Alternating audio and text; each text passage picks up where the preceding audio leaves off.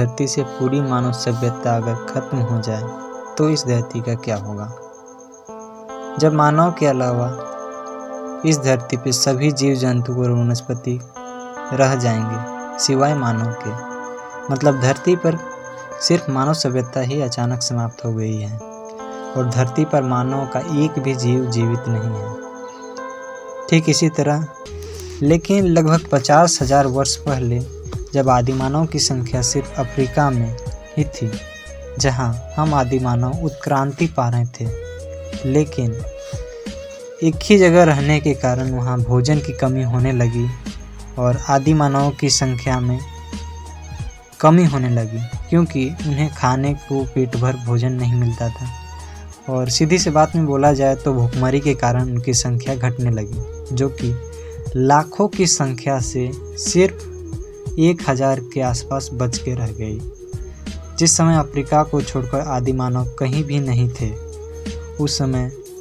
इंसानों का भविष्य उन 1000 लोगों पर निर्भर था। अगर उस समय वे सभी 1000 लोग भूखमरी में मर जाते तो इस दुनिया पे इंसानों का अस्तित्व ही नहीं रहता, यानी कि आप और मैं पैदा ही नहीं हुए होते। हालांकि उन 1000 लोगों को जीवन दान मिला क्योंकि वे 1000 लोग अपने पुराने आवास को छोड़कर खाने की तलाश में छोटे छोटे ग्रुप बनाकर चारों ओर निकल पड़े। दोस्तों, उनमें से कई झुंड हरियाली प्रदेशों में जाकर रहने लगे और उनकी संख्या बढ़ती गई। दोस्तों, आज से लगभग 65,000 वर्ष पहले उनमें से कई समूह मध्य और पूर्व अफ्रीका को छोड़कर पूरे यूरोप और एशिया में जाकर बसे और सदियों बाद इंसानों का पूरी दुनिया में बसेरा हो गया और इंसानों का राज हो गया। अब आप दोस्तों ये मान लो कि इस दुनिया में खतरनाक बैक्टीरिया का हमला हो जाता है जो सिर्फ पूरी मानव सभ्यता को खत्म करने की क्षमता रखता है और धरती से हमेशा के लिए इंसानों का खात्मा कर देती है। तो उस परिस्थिति में यह धरती कैसी होगी? तो आइए जानते हैं साइंस की मदद से उस रोचक सवाल के जवाब को, जिसे हम दिनों, सप्ताहों, महीनों तथा सालों के अंतराल में देखेंगे। धरती पे इंसानियत के खात्मे के लगभग 24 से 48 घंटे बाद का पता धरती को चक्कर लगाने वाले सैटेलाइट को चलता है। सामान्य समय में अमेरिका, जापान तथा अन्य देश रात में 30% तक रोशनी में चमकता रहता है, लेकिन इंसानियत के खात्मे के 24 से 48 घंटे बाद पूरी दुनिया में अंधकार छा जाता है क्योंकि थर्मल पावर तथा हाइड्रो पावर प्लांट और जनरेटर को ईंधन या फिर नया ईंधन देने वाला कोई भी इंसान जीवित नहीं रहता है। इंसानियत के अंत के 7 दिन पश्चात नलकूप, कुएं तथा बोरिंग का पानी निकालने वाले इंसानों की गैर मौजूदगी में ग्राउंड लेवल का पानी अचानक ऊपर आ जाता है, जिससे धरती के अंदर रहने वाले चूहे बाहर निकल आते हैं। चूहों के झुंड शहरों के दुकानों तथा इंसानों के बचे हुए खुचे देह पर टूट पड़ते हैं, जिससे प्रजनन करने वाली मूसक जात अब करोड़ों की संख्या में बढ़ने लगती है, जो मनुष्य के स्थान पर चारों ओर चूहों का बसेरा हो जाता है। कुछ समय बाद मनुष्य के स्थान पर चारों ओर चूहों का बसेरा हो जाता है। 1 महीने बाद विमान, मोटर कारें और फैक्ट्रियां अपनी धूम्रपान करने की आदत को छोड़ देते हैं, इसलिए वातावरण में धीरे धीरे शुद्ध होने लगता है।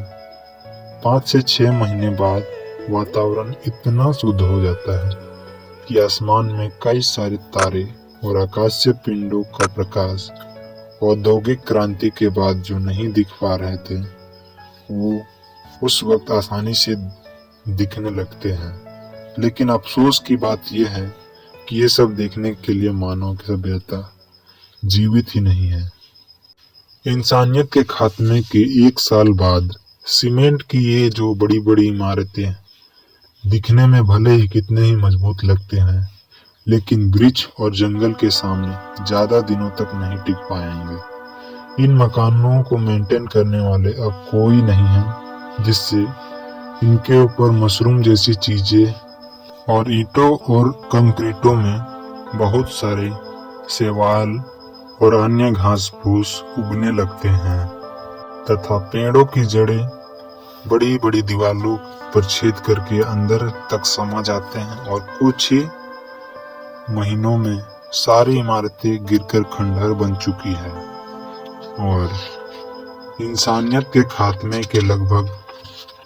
2 साल पश्चात इस दुनिया में लगभग सारी इमारतें गिर के ढह चुकी हैं। लगभग 10 साल पश्चात इस धरती पे चारों ओर घना जंगल फैल जाता है और जितने भी रेडियो